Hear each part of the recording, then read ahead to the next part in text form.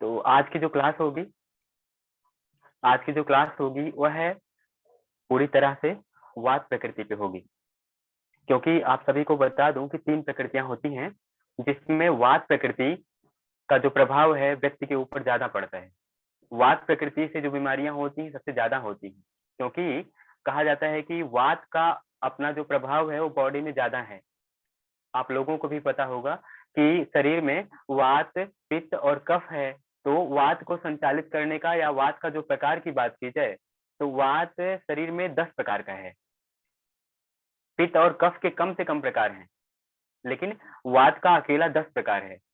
वायु शरीर में 10 प्रकार की, वही एयर जो हम लोग बाहर देखते हैं ना, जो हवा है जिसकी वजह से पेड़ झूमते हैं, वैसी ही हवा हमारे भीतर भी है। लेकिन उन हवाओं के भी 10 प्रकार हैं। तो उसमें से आसानी से याद करने की कोशिश ना करें, बस सुने और समझ में आ जाएगा। जैसे ऐसे हम मुट्ठी बंद कर रहे हैं, इसमें ताकत लग रही है ना, इसमें केवल मांसपेशियों का ताकत नहीं है, इसमें भी एयर प्रेशर काम कर रहा है।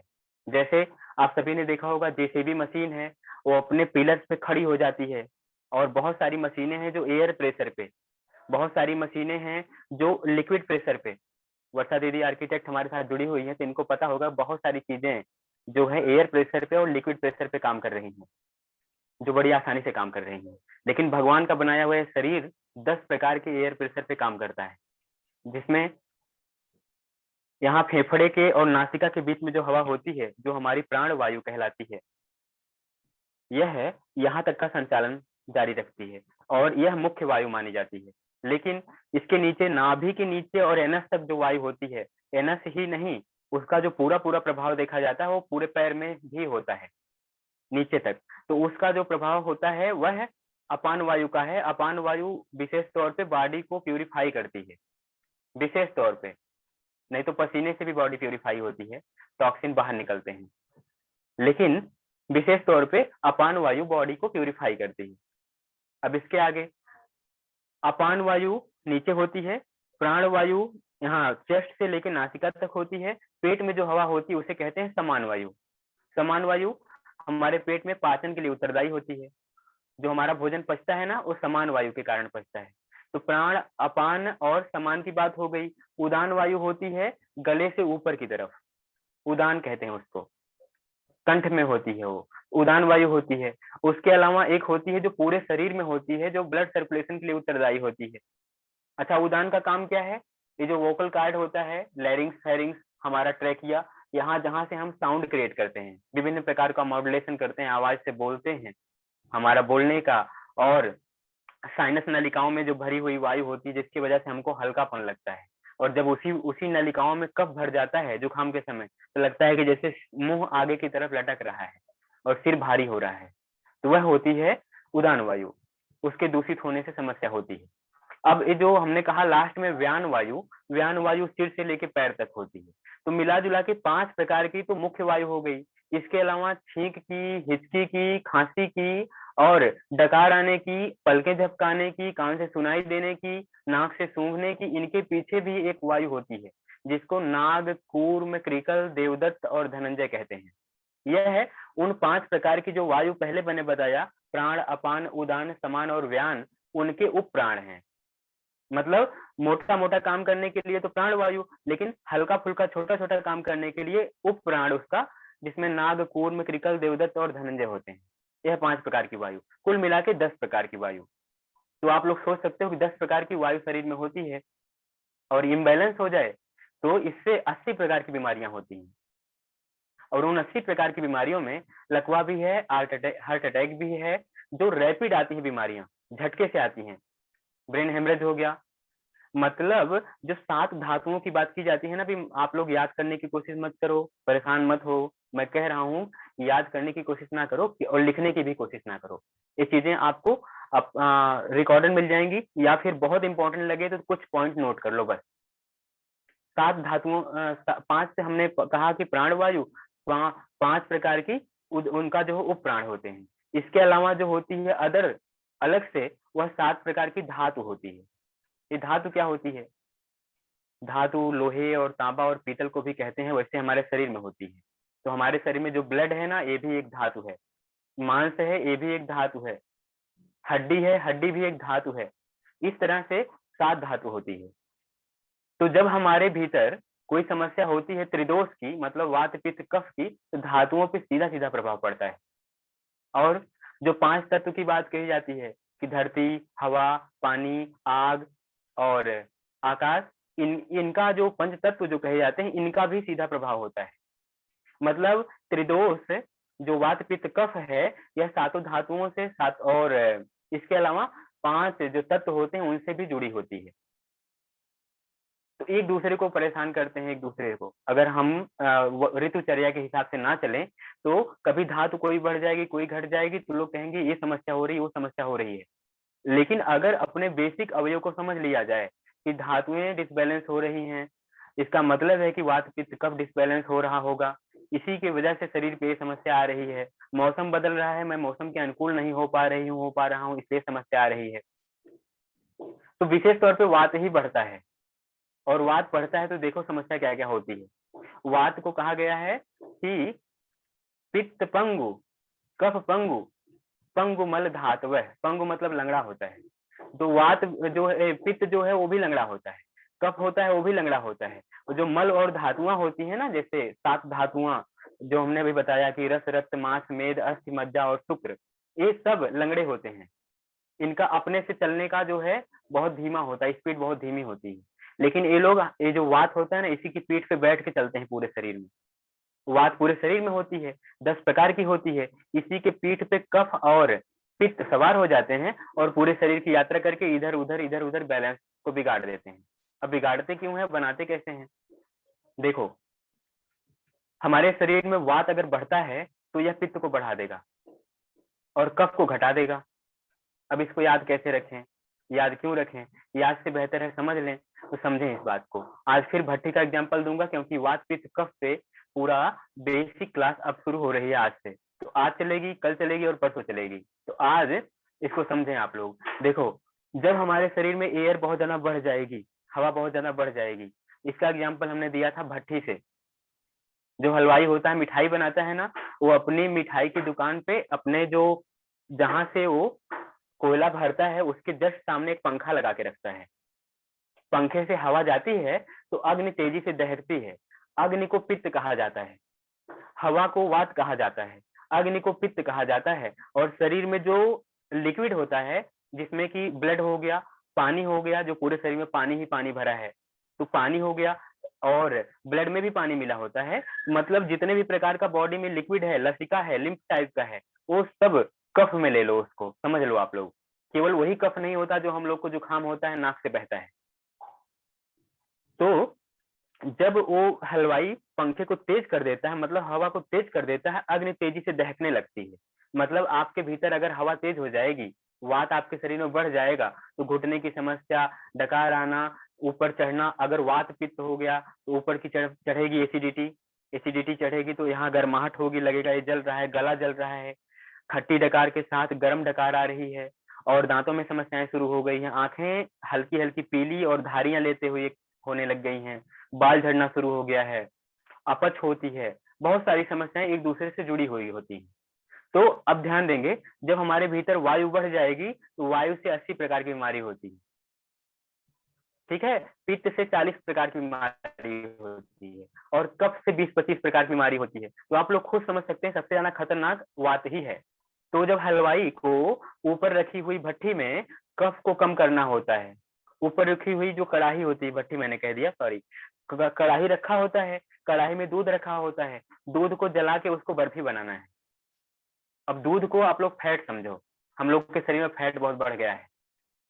फैट क्या है? तेल है ना, तेल है। और तेल को जलाना है तो क्या किया जाएगा? नीचे से पंखे को तेज करना पड़ेगा, आग को बढ़ाना पड़ेगा, आग बढ़ेगी तभी तेल बर्न होगा। और देखिए, तेल को जब गर्म किया जाता है तो उसके भीतर जो स्नेहन होता है वो कम हो जाता है, स्नेहन कम हो जाता है।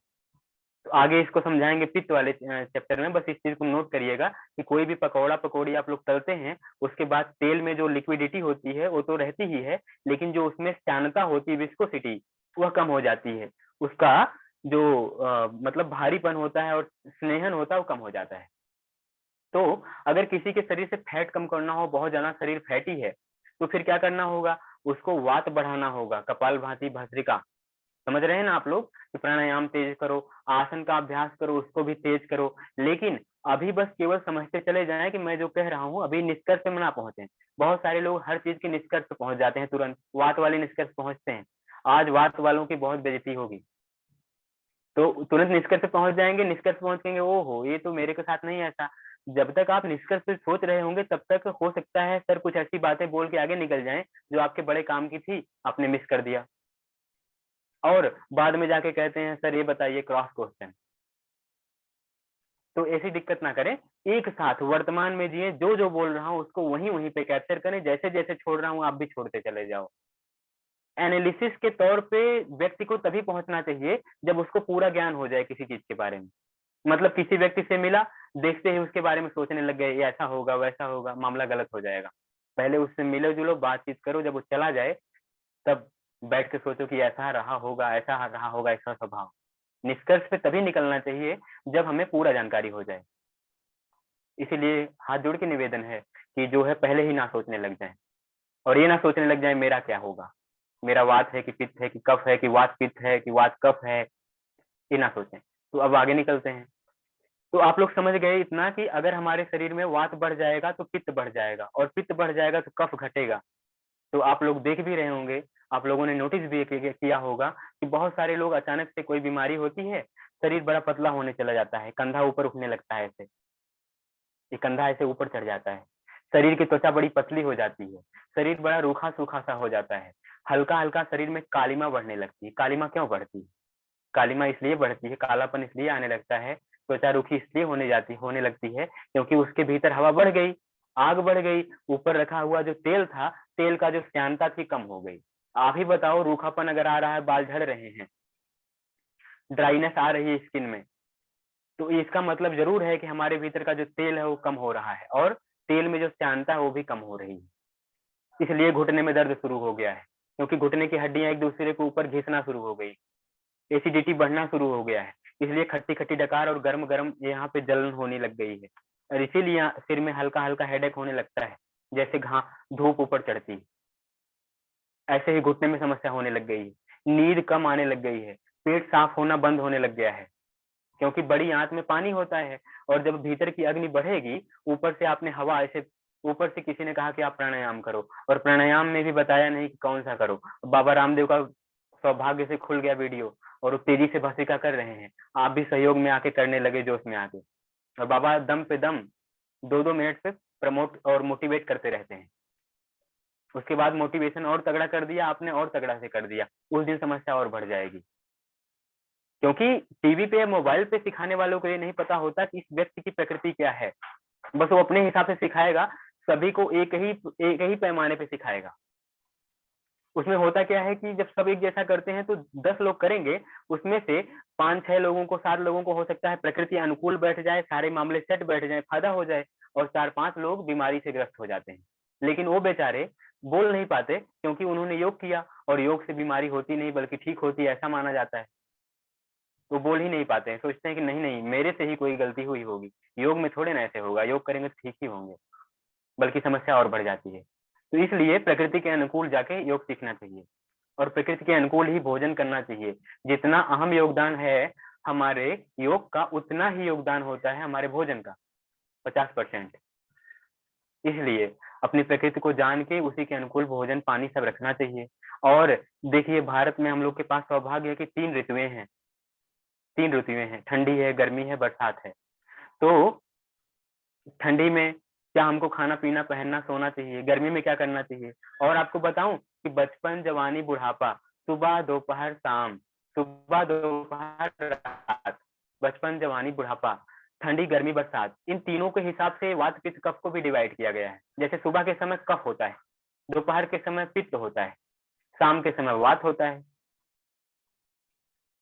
और अगर आप इसको नोटिस करना चाहें, देखना चाहें, 1 मिनट, हाँ, तो जो बच्चे होते हैं ना, बच्चों में देखो कफ की प्रकृति हावी रहती है, मोटे मोटे गोल मटोल, कितने सुंदर सुंदर, उनकी त्वचा कितनी चमकती हुई। कभी देखा किसी बच्चे का रूखा रूखा चेहरा, सूखा सूखा, सफेद और सफेद सफेद सूखे सूखे बाल, ड्राई ड्राई बाल, ऐसा नहीं होता है। बचपन में ऑलरेडी कफ प्रकृति हावी रहती है काफी दिनों तक। तो बचपन में कफ प्रकृति, जवानी में पित्त प्रकृति। जो 15 से ऊपर होने लगते हैं 40 साल तक, देखो कहते हैं हम किसी को नहीं गुनेंगे, टाइट होके चलते हैं, ये कर देंगे वो कर देंगे, हवा हवाई बातें, जोश में रहते हैं। तो पित्त जो है, पित्त का काम ही होता है जोश देना। तो पित्त की प्रकृति जब रहती है 40-45 साल तक, तब तक बड़े जोश में रहते हैं लोग। पित्त के बाद आती है कफ वात प्रकृति, तब जाके शुरू होता है 45 के बाद, 50 के बाद, घुटने की दिक्कत है, मेरा ये हो गया, मेरा वो हो गया। और माताओं में ज्यादा दिक्कत होती है, क्योंकि आपको बताऊं, नोट करना कि जब बॉडी से ब्लड का या फिर शरीर से किसी प्रकार का लिक्विड बाहर जाना ज्यादा मात्रा में जाता है, गिरता है, तो जैसे आर्तव होता है ना मासिक, इसकी वजह से वात बढ़ जाता है, बार बार वात बढ़ता है। तो जो माताएं चिचिड़ापन कहती है ना कि चिचिड़ापन आ गया, और इस समय पीरियड्स के दौरान चिचिड़ापन आता है, गुस्सा आता है, ब्रेन बहुत अनउलझा सा रहता है।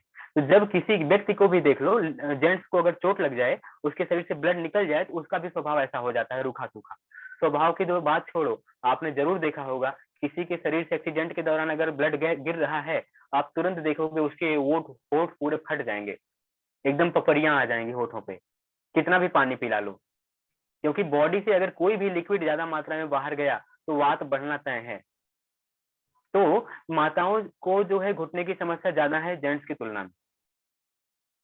40-45 के बाद जब मासिक बंद होता है, उसके बाद वात की प्रकृति और मतलब और ज्यादा से ज्यादा बढ़ या घट जाती है, समस्याएं बढ़ या घट जाती हैं, उस पर और ध्यान देना चाहिए। अब क्या है इसके बाद, वात की प्रकृति से मैंने बोला 80 प्रकार की बीमारी, जिसमें कैंसर, और मैंने लकवे का नाम लिया, हार्ट अटैक का नाम लिया, कैंसर नहीं, हार्ट अटैक का और लकवे का नाम लिया। बड़ी से बड़ी बीमारियों आप लोग इसको जानते हैं। लेकिन एंग्जाइटी, डिप्रेशन, जो मानसिक बीमारियां होती हैं, हम लोग अपने अंदर कुंठा पाल लेते हैं, छोड़ नहीं पाते, ये भी इसी से आता है। अब हम इसके व्यवहारिक पक्ष की बात करते हैं, उपाय के बारे में बाद में बात करेंगे, पहले जान लें। और आपने जान भी लिया इतना कम से कम कि जो ये क्लास में जुड़े लोग हैं, इतना जरूर जान जाएंगे कि घुटने की समस्या है तो क्या होगा, बाल झड़ रहे हैं तो क्या होगा, और वात ऊपर जाके ऊपर परेशान कर रहा है, फिर यहाँ चेस्ट में ऐसे ब्लोटिंग हो रही, सीने में दर्द हो रहा है, कंपन हो रहा है, कंधों में गर्दन में कंपन हो रहा है, बेचैनी हो रही है, सिर पे चढ़ रहा है गैस, सिर भारी हो रहा है, और कभी कभी ऐसे ढीलापन आ जाता है, उदासी सी छा जाती है।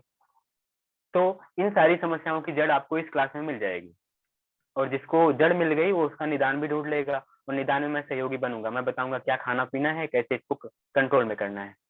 तो अब इसके बाद इसका व्यवहारिक लक्षण देखिए, जिनका वात प्रकृति होता है उनको पहचाने कैसे, खुद को कैसे पहचाने। सबसे पहले तो खुद को सोचने लगेंगे। देखो, वात वाले पतले पतले लंबे लंबे होते हैं।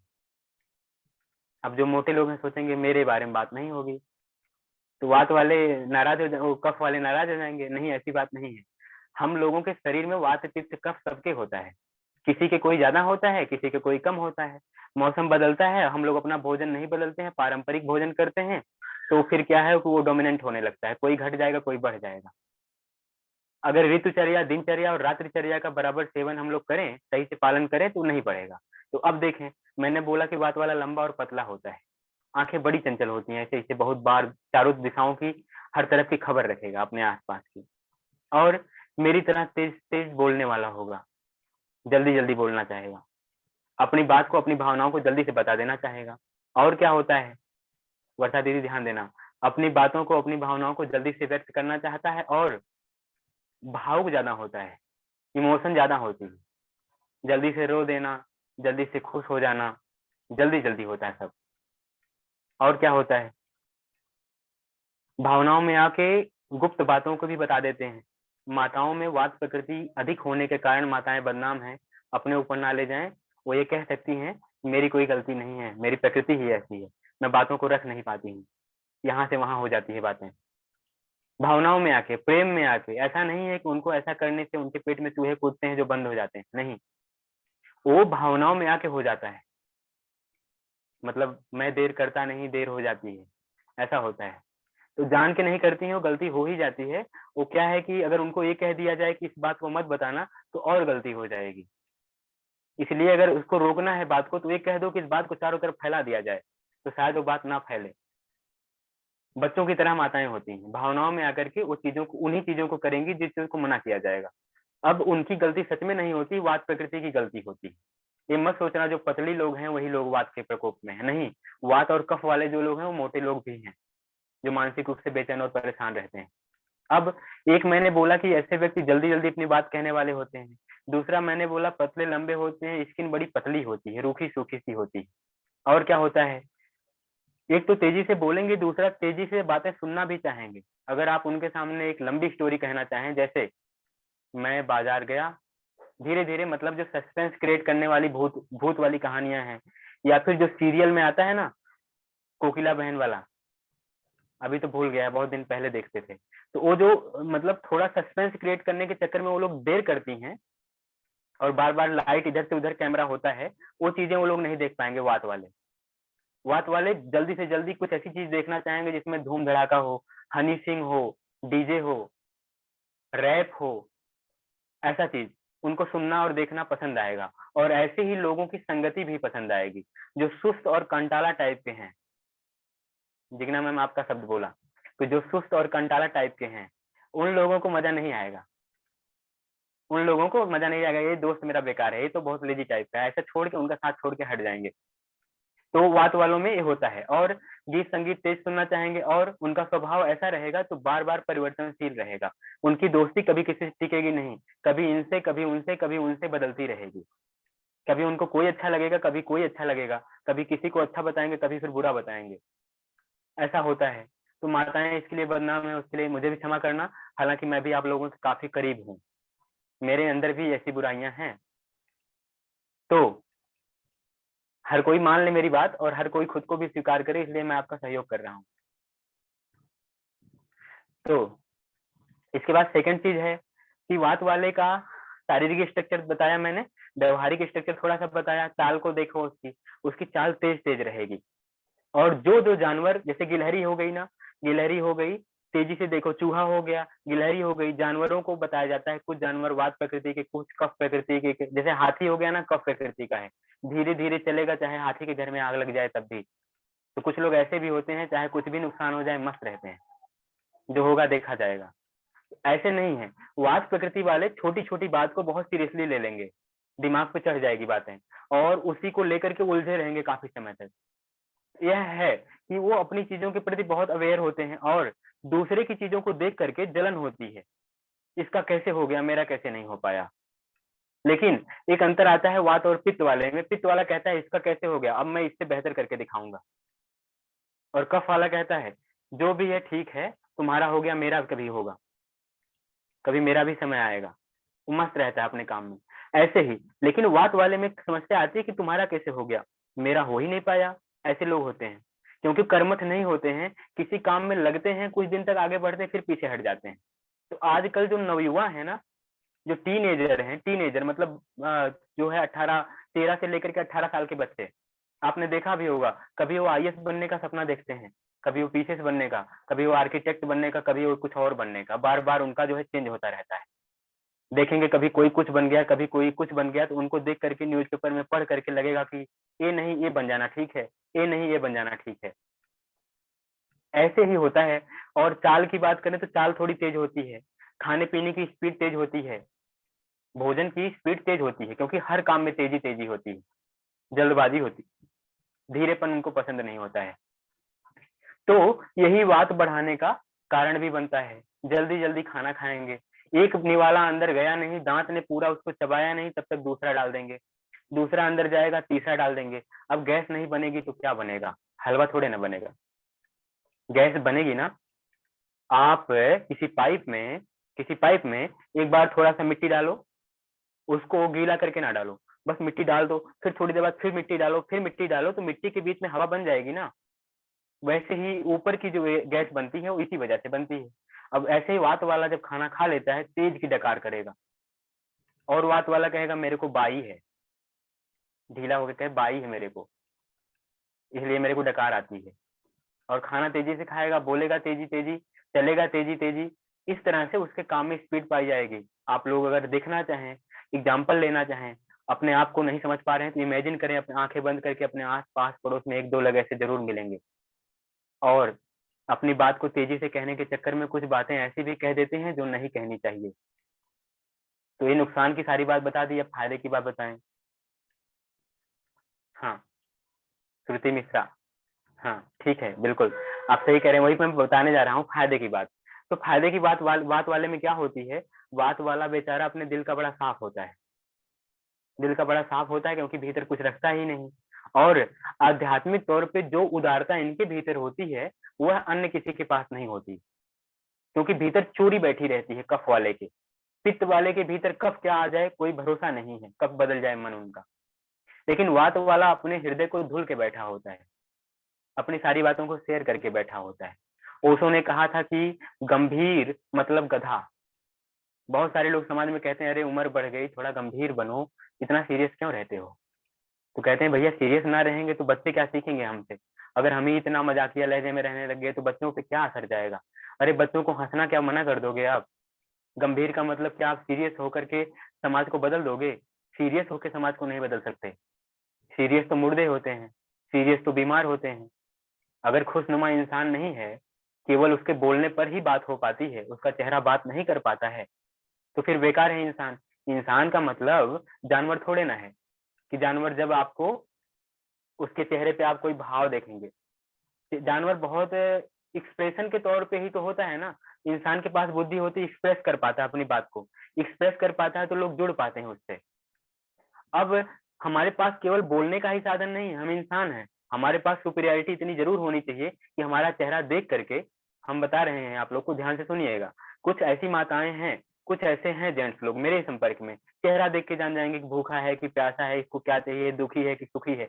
इस क्लास में भी जुड़े हुए कई लोग हैं जो मेरे को पढ़ लेते हैं, बाद में कहते हैं आज कोई बात थी, आप थोड़े परेशान लग रहे थे। एकदम सही सही पकड़ते हैं वो, केवल चेहरा देख के पढ़ लेते हैं। जो पढ़ पाते हैं वो भी और जो पढ़वा पाते हैं वो भी, दोनों बहुत माहिर होते हैं। अगर आपके चेहरे पे हाव भाव ही नहीं तो इंसान किस चीज के, तब तो आप जानवरों के काफी करीब हैं। तो जानवर ना बनना है हमको, गंभीर नहीं बनना है, गंभीर मतलब गधा। हमें गंभीर होना है अपने थिंकिंग में। इस चेहरे को ऐसे प्रोफेसर की तरह बनाए रखना, गाल को लटकाए रखना, घूर घूर के सबको देखना, एकदम गंभीर बने रहना, बच्चों के ऊपर तांडव करना। गांव घर के जो गार्जियन होते हैं, दादा लोग, दादी लोग, नानी लोग, ऐसे न बनो। बूढ़े लोगों से कह रहा हूँ, सतर्क, इतना सतर्क और इतना गंभीर ना बनो, नहीं तो और बीमार हो जाओगे। बच्चों की तरह बनो, सरल बनो। तो अब फिर आते हैं वाद पे। वाद जब बढ़ता है तो हमें सरल सरस से बनाता है, लेकिन हमें क्या करता है कि एक बार हमारे भीतर जो दबी हुई सारी भावनाएं उनको बाहर निकालना चाहता है। तो सुबह अगर सोचो कि वात वाले प्रकृति वाले आदमी को ठीक ठाक तरीके से योग करा दिया जाए, पसीने से लथपथ हो जाए ऑलमोस्ट, तो उसकी सारी भावनाएं तो सुबह ही निकल गई मेहनत करते करते। अब दिन में वो जो है ज्यादा बकबक नहीं करेगा, तेज चलेगा नहीं, थोड़ा गंभीर रहेगा और खुशनुमा रहेगा भीतर से।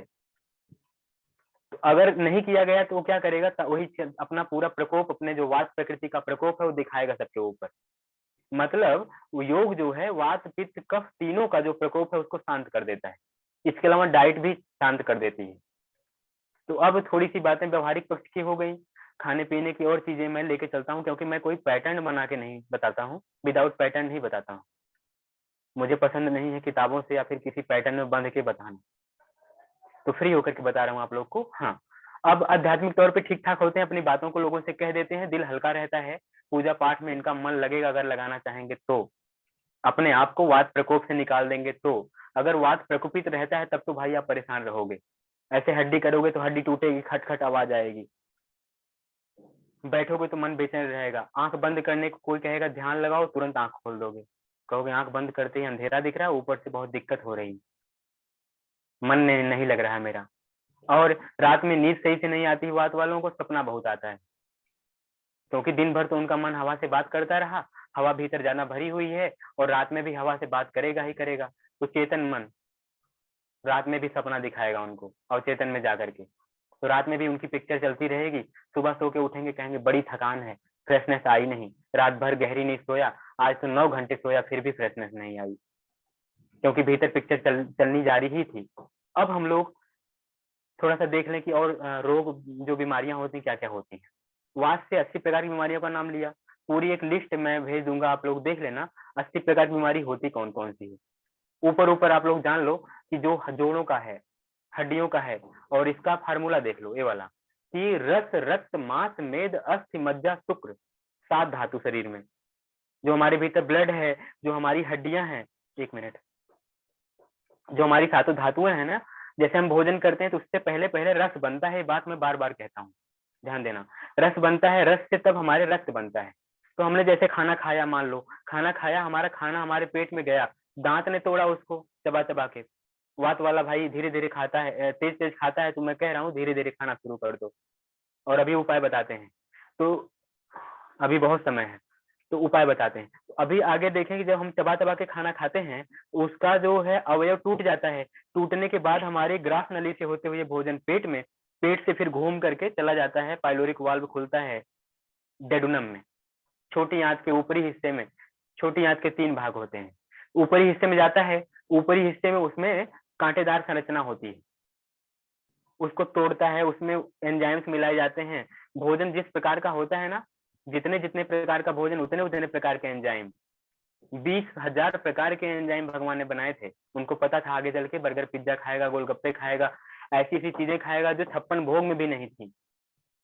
जो श्री कृष्ण भगवान को 56 भोग लगता है ना, पता नहीं 56 या कितना, हाँ शायद 56 ही लगता है, यदि 56 लगता है ना, हाँ।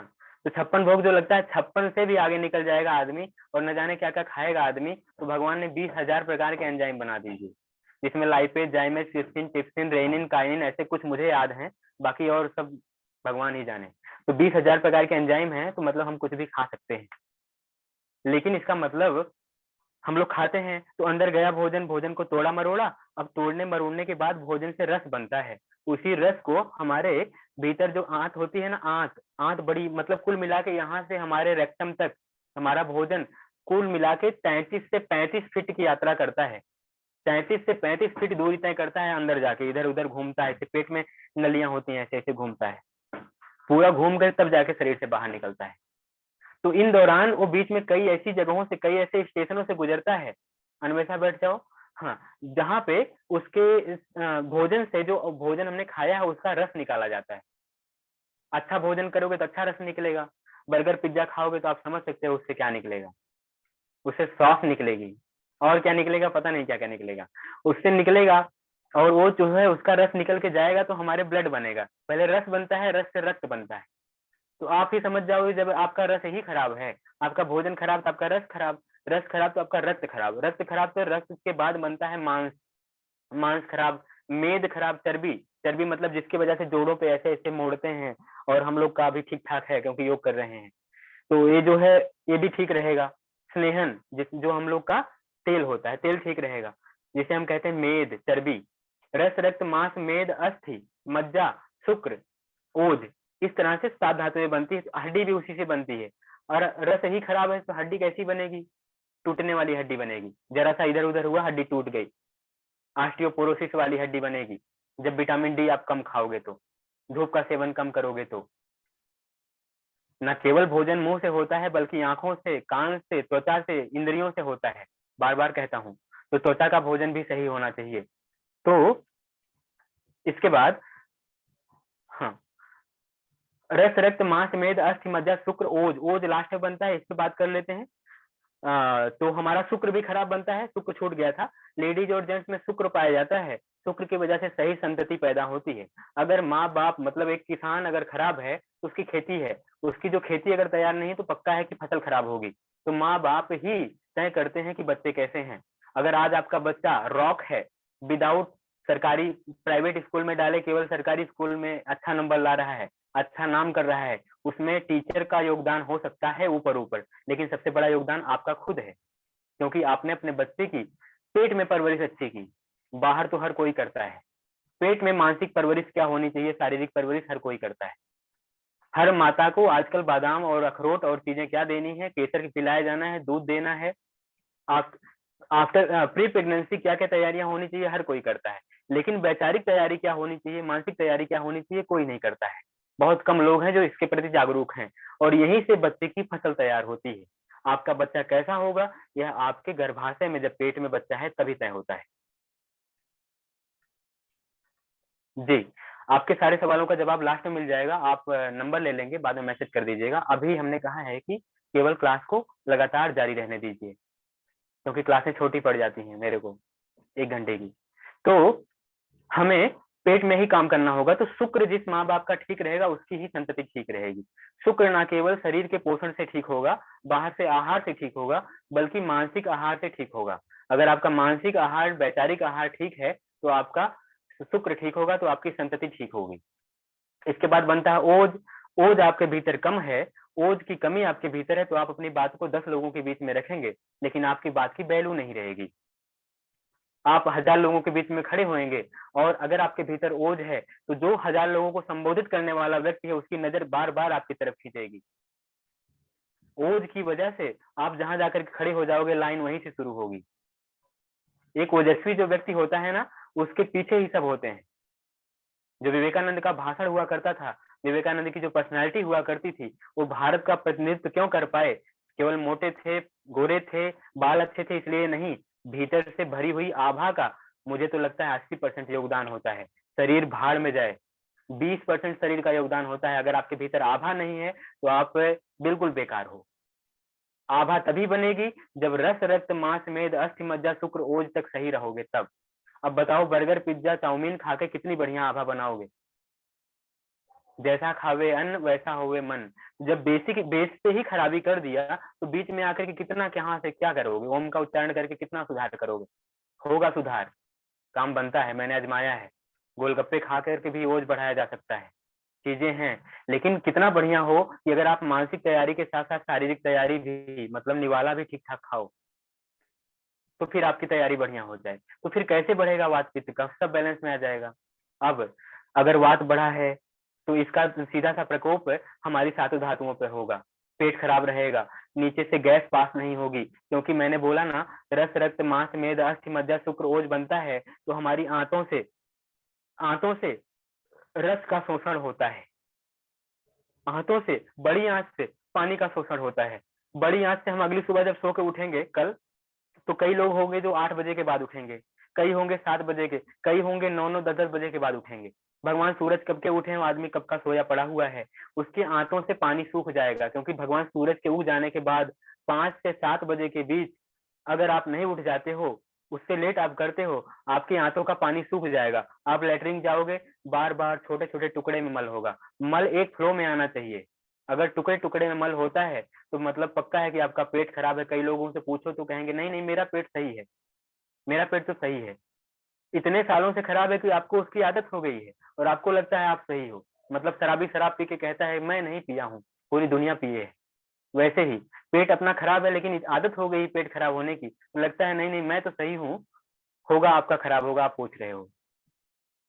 नहीं, पेट अगर एक फ्लो में, जैसे कुत्ता होता है ना, एक बार में केले जैसा मल पास करता है और मल उसके एनस पे लगता नहीं है, ऐसा अगर मल पास होता है तो समझो आपका पेट साफ है। 1 मिनट के भीतर लेटरिन से बाहर आ जाओ तो पेट साफ है। वहां बैठ के गाना गा रहे हो, अखबार पढ़ रहे हो, तब तो मामला खराब है। मेरे पास एक बार एक आईएएस ऑफिसर आए थे मिलने, तो है, मुझसे परिचित है, मेरे ही जिले के हैं। तो वो बोले कि मैं श्रवण अपने बाथरूम में रेडियो कनेक्ट करवा दिया हूँ, वहीं पे बाथरूम में ही रहता है वो। मैं अंदर जाता हूँ तो वहां बैठ के समाचार, एक जो मेरा प्रातः काल का है, क्योंकि मेरा रूटीन बहुत क्लियर रहता है, तो मैं वहीं पे रेडियो ओपन करके पूरा जो न्यूज होता है सुबह वाला, वो मैं वहीं सुनता हूँ। इससे समझ गया मैं कि उनको समस्या है पेट की। और बाद में पता चला कि वात का प्रकोप बहुत ज्यादा है और सर्वाइकल से और कमर की समस्या से ग्रस्त है वो। इस तरह से समस्याएं होती हैं। तो अब आगे, गैस बन रही है, पेट सही से नहीं हो रहा है, घुटने की दर्द है, गैस ऊपर चढ़ रही है, और आपके भोजन करते समय डकार बार बार आ रही है, और आप भोजन जल्दी जल्दी निगल रहे हैं, सिर की तरफ गैस चढ़ जा रही है, सिर में भारीपन आ रहा है, रूखापन आ रहा है स्किन में, और नस नाड़ियां जो ऊपर उभर के आ रही हैं, शरीर अचानक से पतला होने लग गया, रूखा सूखा हड्डियां दिखने लग गई, नसें ऊपर उभर गई हैं। कुछ ग्रुप में जुड़े हुए लोग इस समय जो जूझ रहे हैं बेचारे, जो इस समय योग भी नहीं कर पा रहे हैं, बीच में उन्होंने छोड़ा था, कुछ समस्या हुई थी, उसके बाद उनको वात प्रकोप हो गया, तो बहुत परेशान है इससे। तो मैं उन सबको भी लेके चल रहा हूँ, सबको कह रहा हूँ इन समस्याओं से हर कोई जूझता है। वात का प्रकोप कभी न कभी होता है। हाँ, इतना जरूर होता है, किसी किसी को ज्यादा हो जाता है तो सीधा सीधा समझ जाता है कि हाँ वात का प्रकोप हो गया।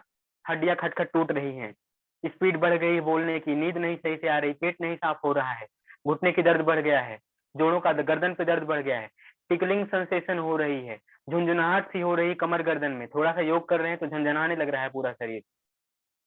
कंपवात होता है ना, कंपवात, एक होता है कंपवात, शरीर ऐसे ऐसे कांपने लग जाता है, भीरूपना आ जाता है, कभी कभी डर बहुत ज्यादा लगता है वात के प्रकोप में, और अचानक से मन बड़ा जैसे भावुक सा हो जाएगा, लगेगा कि अब रो दें, दुनिया में कुछ रहा ही नहीं। और ऐसे आध्यात्मिक लोगों को भी होता है। अध्यात्म के चरम पे जब चढ़ते हैं सीढ़ियां, एक दौर आता है, उस दौर में क्या होता है, कभी कभी लगता है अपने आप बिना किसी प्रवचन और बिना किसी संत के पास गए ही अपने आप नेचर बताती है, गदगद भया, गदगद भया हृदय और बहते हैं आंखों से नीर, अपने आप लगता है कि रो दें, दुनिया में कुछ नहीं, जबकि कोई कुछ कहा नहीं है, अपने आप लगता है। तो अध्यात्म के सीढ़ियों पे अगर आपका कदम है तो कभी कभी आपको ये भी लगेगा। तो यह केवल वात का प्रकोप नहीं है, वात का प्रकोप के अलावा अध्यात्म का भी लक्षण है। मधु मैम अभी बताइए, पूछेंगे आपका, सारे चैट बॉक्स में नंबर हम देख लेंगे, मैसेज देख लेंगे। हाँ, अभी सुनते रहिए केवल। तो जो है वात का प्रकोप अगर बढ़ता है तो समस्याएं होती हैं, तो इनमें क्या करना चाहिए हम लोग को, योगाभ्यास कैसे करने चाहिए, और हमें अपना खाना कैसे रखना चाहिए, जल्दी से जल्दी बहुत बढ़ गया है तो कैसे काबू में कर लें, सब बता रहा हूँ अब ध्यान देना। बहुत चीजें जो छूट गई हैं, छूट रही हैं, उनको भी बता देंगे अदर क्लास में, अन्य क्लास में। तो अब गोविंदा की तरह बोलने वाला व्यक्ति, एक बार फिर से रिपीट कर दूं, जल्दी जल्दी अपनी बात को कहने वाला व्यक्ति, शरीर से थोड़ा पतला सा व्यक्ति, स्किन जिसकी पतली हो, नाना पाटेकर जैसा जो हो, नाना पाटेकर को देखा होगा ना सभी ने, ऐसा जो व्यक्ति हो आप समझ सकते हैं, वो लोग वात प्रकोप से ग्रसित रहते हैं, बाल झड़ जाते हैं, पित्त का प्रकोप अपने आप बढ़ जाएगा जब वात का प्रकोप बढ़ेगा। तो अब देखें उपचार की तरफ चलें। हड्डियों उड्डियों का आपने देखा, पेट का आपने देखा, और जैसा ही कोई भोजन आप ऐसा करते हैं जिससे आपके भीतर ठंडापन आता है। वात का लक्षण एक और है, रूखापन के अलावा ठंडी उनको बहुत अधिक लगती है, ठंडी के दिनों में ठंडी बहुत लगती है, गर्मी के दिनों में मस्त रहते हैं। तो ठंडी के दिन में ठंडी बहुत लगती है, त्वचा रूखी सूखी फट जाती है, और थोड़ी सी हवा इधर उधर हुई तो होठ फट जाते हैं, बाल रूखे सूखे हो जाते हैं, आंखें बड़ी चंचल, आंखों में ड्राइनेस आ जाती है, मोबाइल स्क्रीन पे काम करते करते गर्मियों में बहुत ड्राइनेस आती है। तो ये सब लक्षण उसके हैं। अब उपचार की बात करते हैं।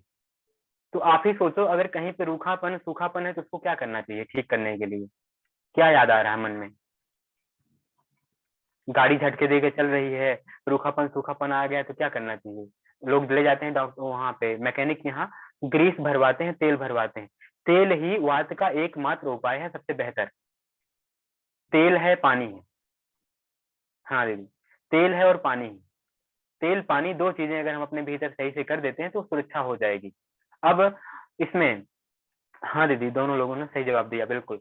तो आगे तेल का उपाय क्या क्या है, और क्या चीजें हम ऐसा खाएं जिसमें तेल हमको बेहतर मिले, बेहतर वाला तेल।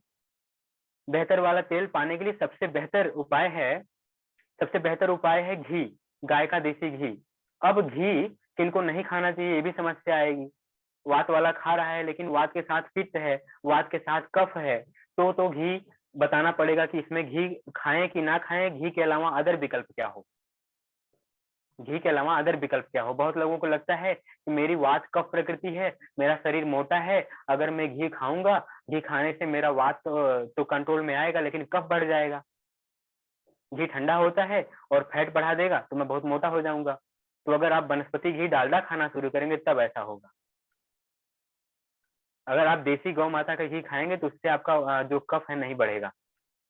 इसलिए हमें ऑलिव ऑयल, तिल का तेल, जो काला तिल होता है उसका तेल, काले तिल की बनी हुई रोटी गांव में बनती है, उसको खा सकते हैं।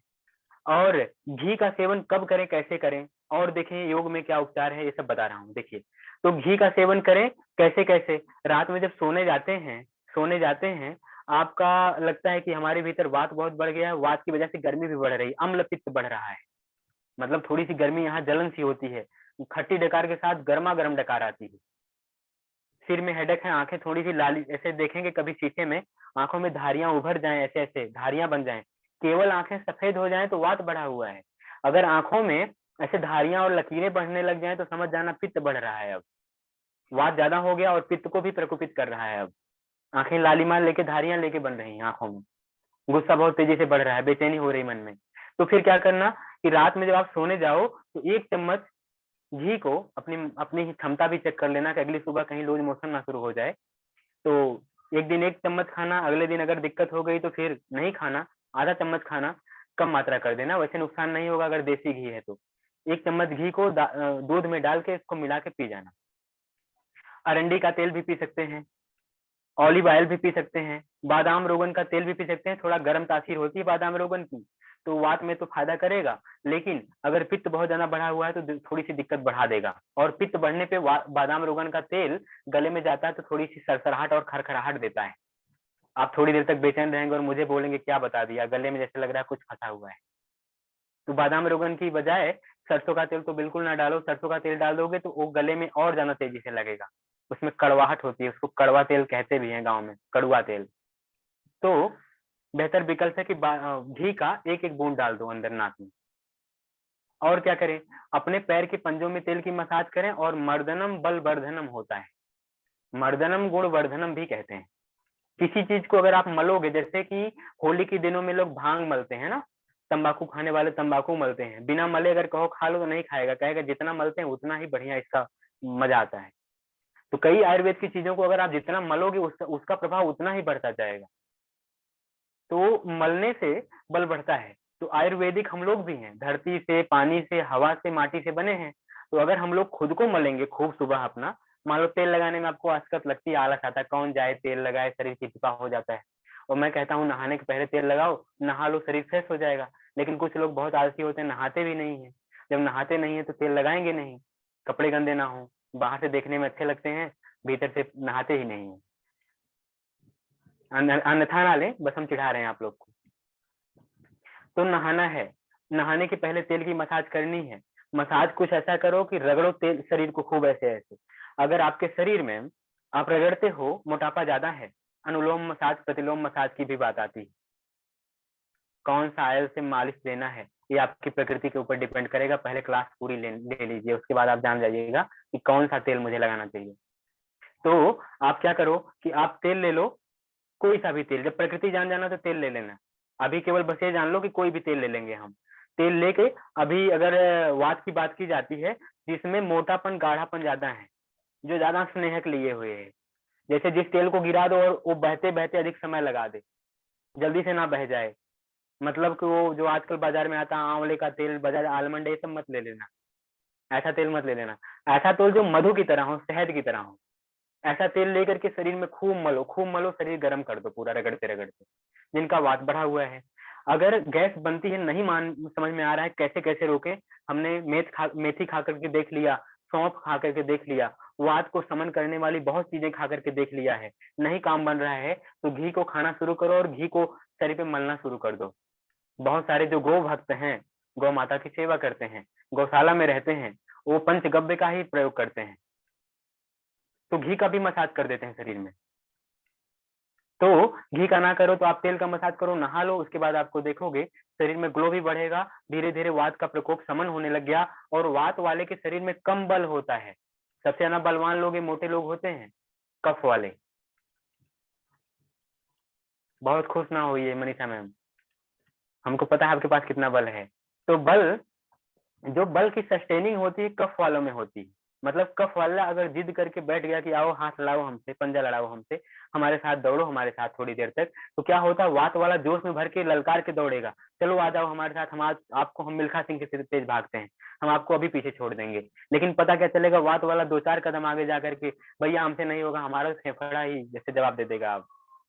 और कफ वाला बोलेगा कुछ नहीं, दौड़ेगा, दौड़ता ही दौड़ता ही दौड़ता ही चला जाएगा। स्टेमिना बढ़िया कफ वालों में होता है। पित्त वाला ललकारेगा केवल, जोश भरेगा केवल। ऐसा ही होता है वात पित्त और कफ में, थोड़ा थोड़ा अंतर है दोनों तीनों में, लेकिन देखेंगे तो कई चीजों में बहुत अंतर मिलता है।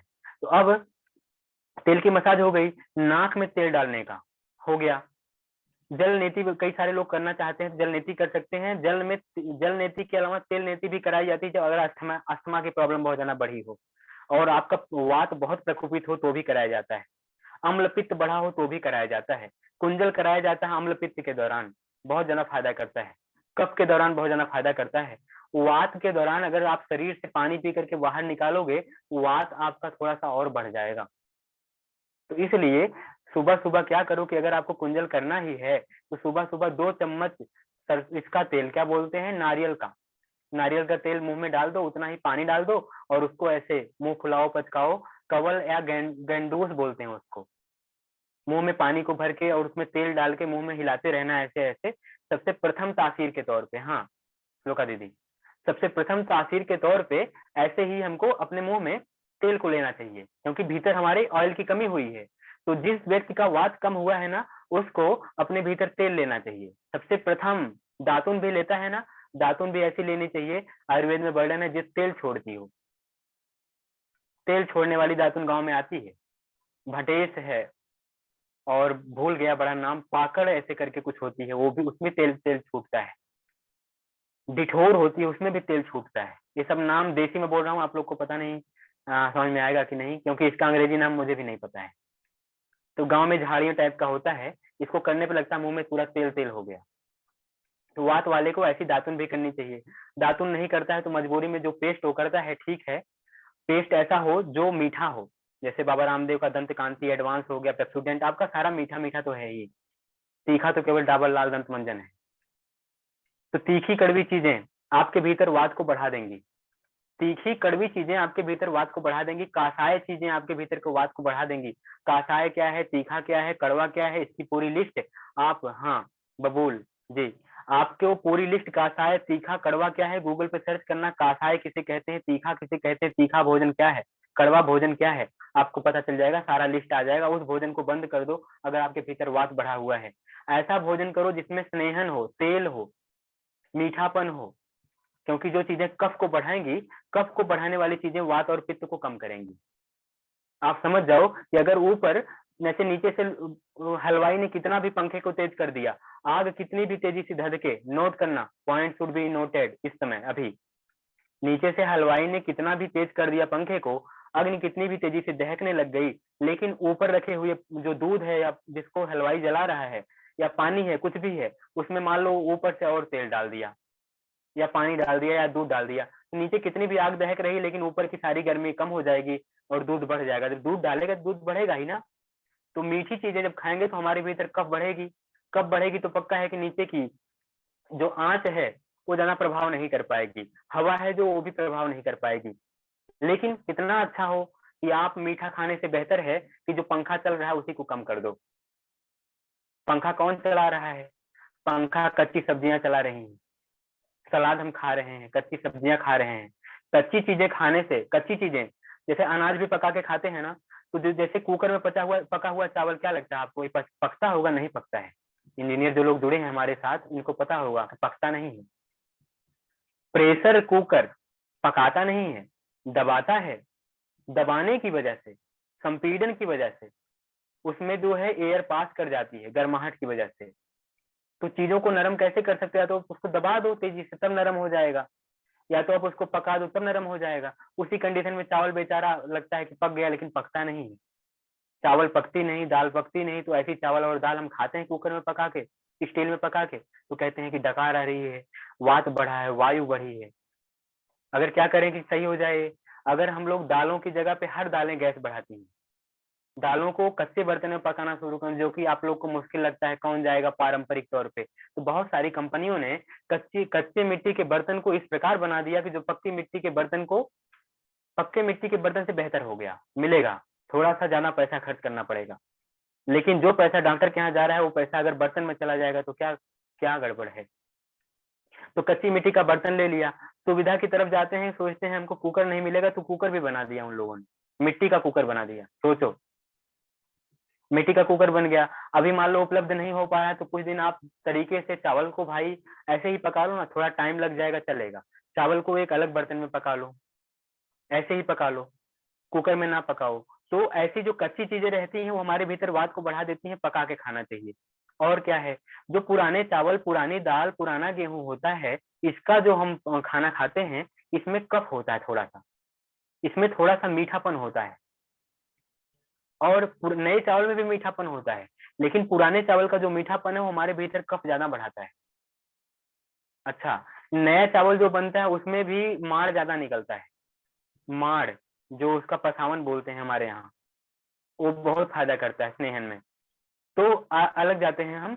जो एक दाल आती है कुल्थी की दाल बोलते हैं, जो हम भीतर हमारी स्टोन हो जाए तो डॉक्टर कहता है पथरी हो गई है, वो किडनी में हो चाहे जहाँ हो, तो कहता है आप कुल्थी की दाल खाओ। कुल्थी की दाल पका के लोग खाते हैं, फायदा मिलना शुरू हो जाता है। तो कुल्थी की दाल वात प्रकोप में जरूर खानी चाहिए, बहुत फायदा करती है। जो बहुत ज्यादा बीमार है, वात प्रकोपित हैं, उनको मैं कह रहा हूँ जाओ कुल्थी की दाल ले आओ। सेकंड ऑप्शन के रूप में आप मूंग की दाल ले लो। चावल जब भी कोई भी खाओ, पका के खाओ, बासमती खाओ चाहे जो भी खाओ। और इसके बाद भोजन जब आप खाते हो चबा चबा के खाओ, अधिक समय लगा के खाओ, सामने दीवार पे लिख के टांग दो मैं वात प्रकृति का इंसान हूँ, मैं धीरे धीरे खाऊंगा, तेज खाऊंगा तो मेरा पेट खराब होगा, ये खराब होगा वो खराब होगा। डरोगे तो ठीक से खाओगे, तो संतुलित होके खाओगे। और आधे घंटे में जैसे आपको लगता है कि आप 4 मिनट 5 मिनट में खाना खा जाते हो, तो कुल्थी को इंग्लिश में नाम क्या है? कुल्थी का इंग्लिश में नाम तो मुझे भी नहीं पता है, जिनको पता है मैसेज कर दो।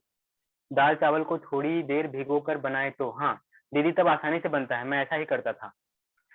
तो जब मैं भोजन पकाता था तो मैं दाल चावल को पहले ही भिगो देता था, तो गैस बचती थी, खाना जल्दी पक जाता था। तो दाल चावल को पहले भिगो दो।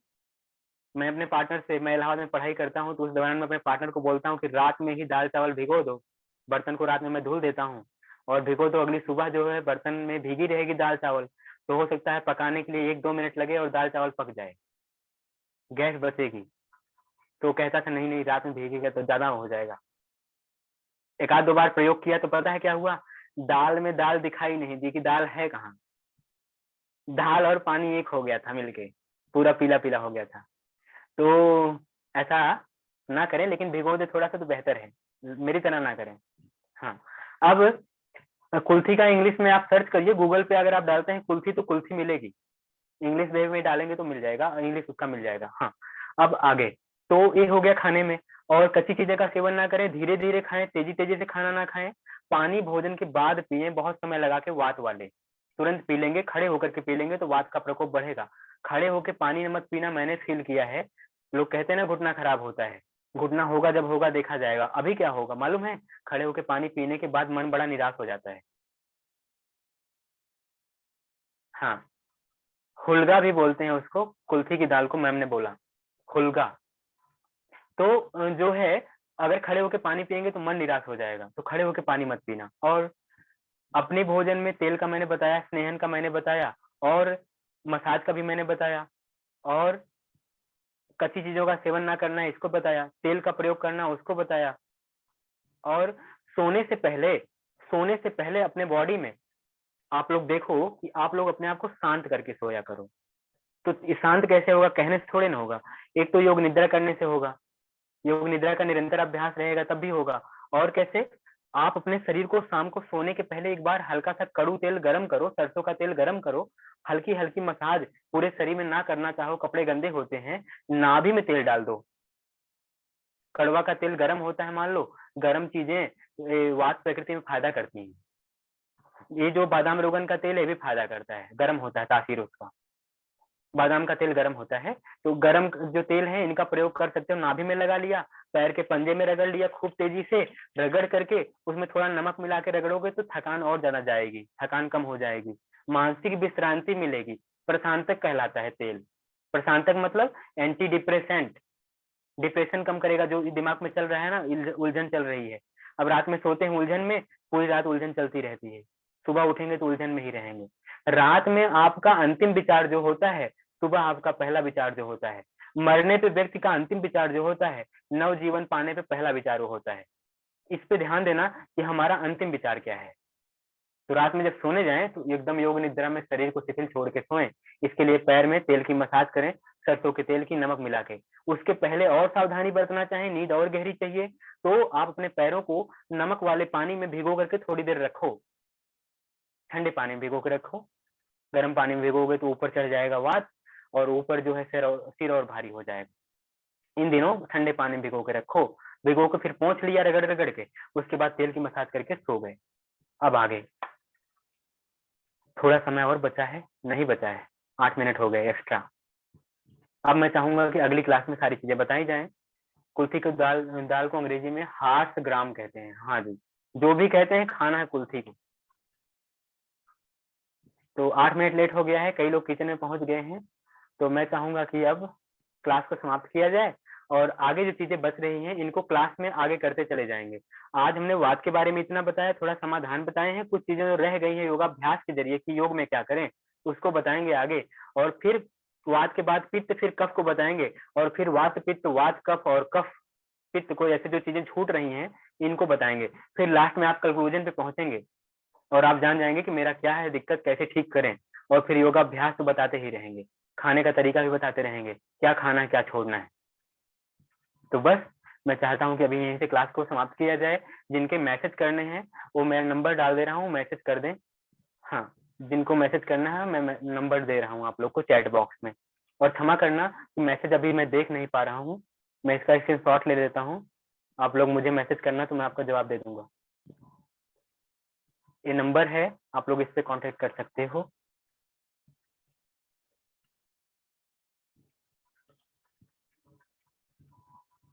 हाँ,